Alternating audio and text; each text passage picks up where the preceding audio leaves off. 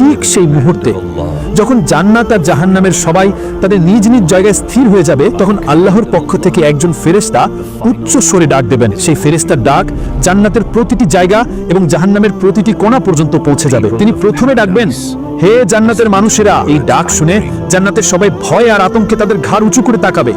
তারা ভাববে, হায়, আমাদের কি আবার এই শান্তির জায়গা থেকে বের হয়ে যেতে বলা হবে? এরপর সেই ফেরেশতা আবার ডাকবেন, হে জাহান্নামের মানুষেরা।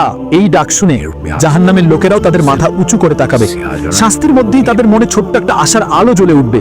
তারা ভাববে, হায়, আমাদের কি এই শাস্তি থেকে মুক্তি দেওয়া হবে? যখন দুই দলের সবাই অধীর আগ্রহে আর ভয়ে অপেক্ষা করতে থাকবে, তখন তাদের সামনে এক আশ্চর্য জিনিসকে নিয়ে আসা হবে। মৃত্যুকে সেদিন একটা সাদা কালো রঙের সুন্দর ভেড়ার মতো করে নিয়ে আসা হবে এবং তাকে জান্নাত এবং জাহান্নামের ঠিক মাঝখানে দাঁড় করানো হবে। এরপর সেই ফেরেশতা আবার জিজ্ঞেস করবেন, হে জান্নাতের মানুষেরা, তোমরা কি একে চেনো? জান্নাতের সবাই একসাথে উত্তর দেবে, হ্যাঁ, আমরা একে চিনি, এটাই তো মৃত্যু। তারপর তিনি জিজ্ঞেস করবেন, হে জাহান্নামের মানুষেরা, তোমরা কি একে চেনো? জাহান্নামের লোকেরাও একসাথে উত্তর দেবে, হ্যাঁ, আমরাও একে চিনি, এটাই তো মৃত্যু। যখন জান্নাত এবং জাহান্নামের সবাই সেই মৃত্যু নামক ভেড়াটিকে চিনে ফেলবে, তখন আল্লাহর হুকুমে সেই মৃত্যু নামক ভেড়াটিকে জবাই করে দেওয়া হবে।